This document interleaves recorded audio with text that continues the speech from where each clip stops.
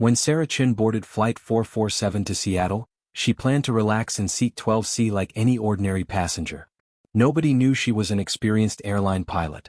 But when the captain collapsed from a heart attack at 37,000 feet, Sarah became their only hope for survival. Before watching full story, comment below from where are you watching. Also like and subscribe for more stories. The morning sun cast long shadows across Denver International Airport as passengers gathered at Gate B-23 for United Flight 447 to Seattle. Among them sat Sarah Chin, a composed woman in her early 40s, quietly reading a paperback thriller while nursing her second cup of coffee. Dressed in a simple navy blazer and dark jeans, she blended seamlessly into the crowd of business travelers and tourists. Her carry-on bag sat neatly beside her chair, and she occasionally glanced at her boarding pass confirming seat 12C. When the gate agent announced boarding, Sarah waited patiently for her group to be called, watching the orderly procession of first-class passengers and frequent flyers. She moved with quiet efficiency when her turn came, offering a polite nod to flight attendant Jessica, a bright-eyed woman in her late 20s who greeted each passenger with practiced enthusiasm. "Welcome aboard. Can I help you find your seat?" Jessica asked cheerfully. 12C. "I think I can manage, thanks," Sarah replied with a slight smile, making her way down the narrow aisle. Her movements were precise and economical, and though she appeared to be just another passenger, her eyes automatically cataloged emergency exits, noting the location of life vests and oxygen masks with the unconscious habit of someone who had spent years in aviation. Sarah settled into her window seat, stowing her bag in the overhead compartment with minimal effort. The businessman in 12B was already immersed in his laptop, typing furiously while muttering into his Bluetooth headset about quarterly projections. Across the aisle, an elderly woman struggled with her carry-on bag, prompting Sarah to quietly stand and help lift it into the overhead bin. "Thank you, dear," the woman said gratefully. "I'm visiting my granddaughter in Seattle. First time flying alone since my husband passed last year." "I'm sure she's excited to see you," Sarah responded warmly before returning to her book. She had chosen the thriller deliberately, something mindless to help her disconnect from work and enjoy what should have been a routine flight. In the cockpit, Captain Mike Torres was conducting his pre-flight briefing with First Officer David Park. Torres, a veteran pilot with over 25,000 flight hours and a reputation for steady professionalism, reviewed the weather reports and flight plan with his younger colleague. Park, though only 31, had earned Torres' respect during their 6 months flying together. "Weather looks good all the way to Seattle," Torres noted, scanning the meteorological data. "Should be smooth sailing today. Any concerns on your end?" "All systems showing green, Captain. Fuel load is optimal and maintenance signed off on everything this morning," Park replied, methodically working through his checklist. Torres keyed the passenger intercom with practiced ease. "Good afternoon, folks. This is Captain Torres from the flight deck. We're expecting a smooth flight to Seattle today with a flying time of approximately 2 hours and 15 minutes. We'll be cruising at 37,000 feet, and current weather shows clear skies all the way. Sit back, relax, and enjoy the flight." As the aircraft pushed back from the gate, Sarah found herself automatically listening to the familiar sounds of pre-flight preparation, the whir of hydraulic systems, the distant rumble of the auxiliary power unit, and the mechanical precision of ground equipment being disconnected. She forced herself to focus on her book, determined to enjoy being a passenger for once rather than the one responsible for getting everyone safely to their destination. The businessman beside her continued his animated phone conversation about merger proposals and market analyses, while Jessica and her colleague moved efficiently through the cabin, checking seatbelts and securing overhead compartments. The elderly woman across the aisle had pulled out a photo album and was showing pictures of her granddaughter to anyone willing to look. "Ma'am, would you like something to drink once we're airborne?" Jessica asked Sarah during her pre-flight service check. "Coffee would be great, thanks," Sarah replied. "Are you traveling for business or pleasure today?" "Bit of both, actually. Visiting family," Sarah answered, keeping her response deliberately vague. She had learned over the years that mentioning her profession as a commercial airline pilot often led to lengthy conversations about flying, aviation safety, or requests for insider information about the airline industry. Today she simply wanted to be passenger 12C, not Captain Sarah Chin of Southwest Airlines. The aircraft began its taxi toward the active runway, and Sarah felt the familiar sensation of wheels rolling over concrete. Through her window, she watched the ground crews in their fluorescent vests directing traffic on the tarmac, their choreographed movements as precise as a ballet. A sense of professional satisfaction flickered through her. After 18 years in commercial aviation, including a decade as a flight instructor and 4 years flying for the Air Force Reserve, she never tired of witnessing the complex coordination required to keep air travel safe and efficient. In the cockpit, Torres received clearance from ground control. United 447, taxi to runway 34 right via taxiway Alpha and hold short. United 447, taxi runway 34 right via Alpha, hold short, Park acknowledged, guiding the aircraft through the maze of taxiways toward their departure runway. The Boeing 737-800 joined the queue of aircraft awaiting takeoff. Torres used the brief delay to review the departure procedures one final time, while Park updated the flight management system with their assigned routing. Both men had flown this route dozens of times, but they maintained the disciplined focus that had kept them accident-free throughout their careers. Tower, United 447 ready for departure, Torres radioed when they reached the runway threshold. United 447 wind 340 at 8, runway 34 right, cleared for takeoff, came the controller's response.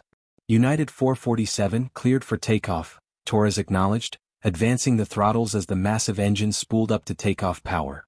Sarah felt the familiar acceleration as the aircraft began its takeoff roll. She glanced up from her book to watch the Denver skyline blur past her window, then the ground fell away as they climbed into the crystalline Colorado sky. The businessman finally ended his phone call as they passed through 10,000 feet, and the elderly woman had dozed off, her photo album still open on her lap. 37 minutes into the flight, as they cruised smoothly at 37,000 feet over the Colorado Rockies, Jessica began the beverage service. The cabin was peaceful, filled with the soft hum of conversation and the steady drone of the engines. Sarah had finished her coffee and was deep into chapter 12 of her thriller when the first sign of trouble occurred. In the cockpit, Captain Torres had been feeling slightly unwell for the past few minutes, a vague discomfort he attributed to the hastily eaten breakfast sandwich he'd grabbed at the airport. But suddenly, a sharp pain shot through his chest, radiating down his left arm with an intensity that made him gasp audibly. "Mike, you okay?" Park asked, noticing his captain's sudden pallor. Torres tried to respond, but another wave of pain crashed over him, this one accompanied by crushing pressure in his chest that made it difficult to breathe.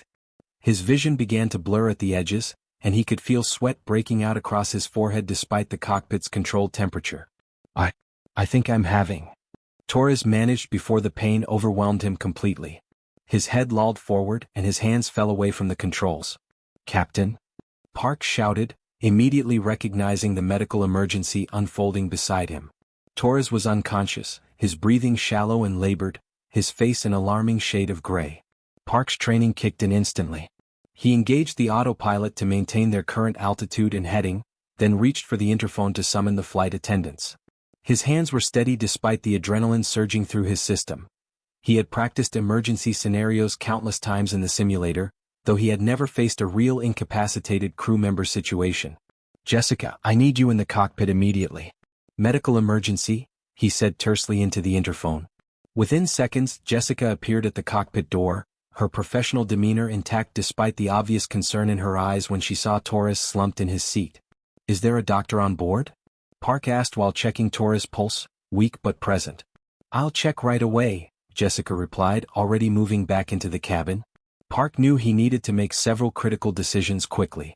He had to fly the aircraft, manage the medical emergency, coordinate with air traffic control, and prepare for a potential emergency landing, all while maintaining the safety of 147 passengers and crew members. The nearest major airport was Denver, about 200 miles behind them, but continuing to Seattle might be more practical depending on Torres' condition. Jessica's voice came over the cabin intercom. "Ladies and gentlemen, if there is a medical doctor on board, please identify yourself to a flight attendant immediately." In seat 12C, Sarah looked up from her book as the announcement registered. She had noticed the slight change in engine pitch a few minutes earlier, subtle, but indicative of autopilot engagement during cruise flight, which was unusual timing. The medical emergency call confirmed her growing suspicion that something was wrong in the cockpit. A middle-aged man 3 rows ahead raised his hand, and Jessica quickly escorted him forward. Sarah watched this development with growing concern. As a pilot, she knew that a medical emergency serious enough to require immediate doctor assistance, especially one that prompted an urgent call to the cockpit, likely involved a crew member. Her suspicions were confirmed when she heard Park's voice over the radio, speaking to air traffic control. Denver Center, United 447 requesting priority handling. We have a medical emergency on board involving flight crew. The response crackled back immediately. United 447, Denver Center, copy medical emergency. Say souls on board and fuel remaining. United 447, 152 souls on board, fuel remaining 4 hours, Park replied, his voice professional but strained. Sarah closed her book and listened intently. The fact that they were declaring a medical emergency involving flight crew meant the captain was likely incapacitated. She could hear the tension in the first officer's voice, and her professional instincts began overriding her desire to remain an anonymous passenger. In the cockpit, the doctor, a cardiologist named Dr. Martinez, was examining Torres while Park managed radio communications and flight operations. The diagnosis was swift and grim. Torres appeared to have suffered a massive heart attack and remained unconscious despite Dr. Martinez's efforts. I need to get him stabilized, but he needs immediate cardiac intervention, Dr. Martinez told Park quietly. We need to get on the ground as soon as possible. Park nodded grimly and keyed his radio. Denver Center, United 447. We need immediate diversion to the nearest suitable airport. Flight crew medical emergency, requesting emergency services standing by. United 447, copy emergency. Turn left heading 240, descend and maintain flight level 350. We're vectoring you direct to Denver International.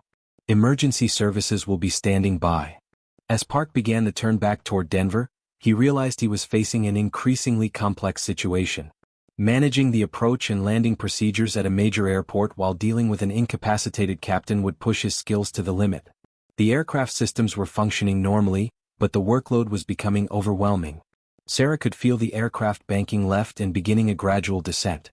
The passengers around her seemed unaware of the gravity of the situation, continuing their conversations and activities. But Sarah's trained ear picked up every nuance in the engine sounds, the subtle changes in attitude, and most importantly, the stress in the first officer's radio transmissions. When Jessica returned to the main cabin after escorting Dr. Martinez to the cockpit, Sarah made her decision. She quietly unbuckled her seatbelt and approached the flight attendant. "Excuse me," Sarah said softly, "I'm Sarah Chin. I'm a commercial airline pilot with Southwest. If you need assistance in the cockpit, I'm available." Jessica's eyes widened slightly. In all her years of flying, she had never encountered a situation where a passenger pilot offered help during a real emergency. Let me check with the first officer," Jessica replied, clearly uncertain about protocol. "Of course. But you should know I have about 8,000 hours in Boeing aircraft, including the 737. I'm also a certified flight instructor and have experience with emergency procedures." Jessica nodded and quickly returned to the cockpit, where she found Park juggling radio calls, monitoring Torres' condition with Dr. Martinez, and managing the aircraft's descent toward Denver. "Dave, there's a passenger who says she's an airline pilot offering to help," Jessica reported quietly. Park looked up from his controls, sweat beading on his forehead despite the cool cockpit temperature. "Commercial pilot?" "Yes, she says she flies for Southwest and has 737 experience." Park hesitated for only a moment. The workload was becoming unmanageable, and having another qualified pilot assist with procedures could mean the difference between a successful emergency landing and disaster. "Send her up," he decided. When Sarah entered the cockpit, she quickly assessed the situation. Torres was unconscious with Dr. Martinez monitoring his vital signs, while Park was managing communications and flight operations alone. She could see the strain in the young first officer's face. "I'm Sarah Chin, Southwest Airlines," she introduced herself calmly. "Captain Torres appears to be stable for now. Heart attack, Dr. Martinez thinks. We're diverting to Denver," Park replied, grateful for the professional competence in Sarah's voice. "Good choice. What can I do to help? I could use someone to handle communications while I focus on the approach. We're about 40 minutes out." Sarah immediately slid into the jump seat behind Park and began familiarizing herself with the aircraft's configuration. Though she flew Southwest's 737-700S rather than United's -800 series, the differences were minimal, and the emergency procedures were nearly identical. "Denver approach, United 447 with you, level at flight level 350, requesting vectors for the ILS approach runway 34 right," Park transmitted. "United 447, Denver approach, radar contact. Descend and maintain 16,000, expect vectors for the ILS 34 right." Emergency equipment is rolling. Sarah picked up the approach plates and began reviewing the procedures while Park configured the aircraft for descent. Her presence in the cockpit had an immediate calming effect. Another professional pilot who understood the complexities they were facing. "Dave, I can handle the radios and run through emergency checklists while you fly the approach," Sarah offered. "What's your experience level with single-pilot operations?" "Limited," Park admitted. "I've done it in the sim, but never in the real world with a medical emergency." "That's fine. We'll treat this as a crew operation. I'll be your pilot monitoring, you'll be pilot flying. Let's run through the emergency checklist for incapacitated crew member." As they worked through the procedures, Sarah's calm professionalism helped stabilize the situation. She handled communications with air traffic control, coordinated with the cabin crew, and managed the descent checklist while Park focused on flying the aircraft. The Denver skyline came into view ahead of them, and Sarah could see emergency vehicles positioning themselves along the runway, fire trucks, ambulances, and airport operations vehicles creating a safety net for their arrival. United 447, turn right heading 050, intercept the localizer for runway 34 right. You're cleared ILS approach runway 34 right. Contact tower on 118.3, approach control transmitted. Right turn 050, cleared ILS approach runway 34 right, 118.3 United 447, Sarah acknowledged, then switched frequencies.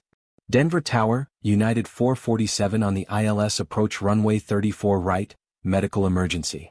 United 447, Denver Tower, cleared to land runway 34 right. Emergency equipment is in position. Park was flying the approach with steady precision, but Sarah could see the tension in his shoulders. Managing the workload of both pilots while dealing with an unconscious captain was pushing him to his limits. "Looking good, Dave. Airspeed is right on target, you're tracking the localizer perfectly," Sarah encouraged him while monitoring the instruments. At 1,000 feet above the runway, all parameters were stable. Torres remained unconscious but breathing, with Dr. Martinez continuing to monitor his condition. The aircraft was configured properly for landing, all emergency checklists completed, and emergency services were ready. 500 feet, sync rate looks good, Sarah called out, following standard crew resource management procedures. "Runway in sight," Park replied, his voice tight with concentration. The Boeing 737 touched down smoothly on Denver's runway 34 right, and Park immediately deployed the spoilers and reverse thrust while applying wheel brakes. Emergency vehicles raced alongside the aircraft as it decelerated, ready to respond the moment they came to a stop. "Outstanding job, Dave," Sarah said as they cleared the runway and taxied to the designated emergency gate. "You handled that perfectly." Within minutes, paramedics were on board, transferring Captain Torres to awaiting ambulances while United's chief pilot met the aircraft to debrief the incident. Passengers remained calm and cooperative, many unaware of how close they had come to a potentially catastrophic situation. As Sarah prepared to leave the cockpit and return to her seat, Park turned to her with genuine gratitude. "I don't know what would have happened without your help." "Thank you. That's what we do for each other," Sarah replied simply. Any pilot would have done the same thing. Dr. Martinez later reported that Captain Torres had suffered a massive myocardial infarction but would likely recover thanks to the rapid medical response and successful emergency landing. The incident would become a textbook example of effective crew resource management and the importance of utilizing all available resources during aviation emergencies. As passengers disembarked and were accommodated on later flights, Sarah found herself surrounded by curious travelers and crew members wanting to thank her and ask questions about what had happened. She answered politely but briefly, still preferring to maintain her anonymity as much as possible. Jessica approached her near the gate. "I just wanted to thank you again.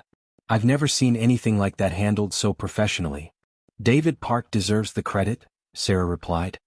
"He flew that approach under incredible pressure and did everything exactly right. I just helped with the workload." Several hours later, after giving statements to investigators and helping with the incident documentation, Sarah finally boarded another flight to Seattle. This time she chose an aisle seat and kept her pilot credentials readily visible. Sometimes she realized being just passenger 12C wasn't enough. Sometimes, you had to be ready to step forward when your skills were needed most. As her new flight climbed out of Denver into the evening sky, Sarah reflected on the day's events. She had always known that her aviation experience might someday be called upon in an emergency, but she had never imagined it would happen quite like this. The transition from anonymous passenger to essential crew member had been seamless, driven by years of training and an ingrained sense of responsibility to aviation safety.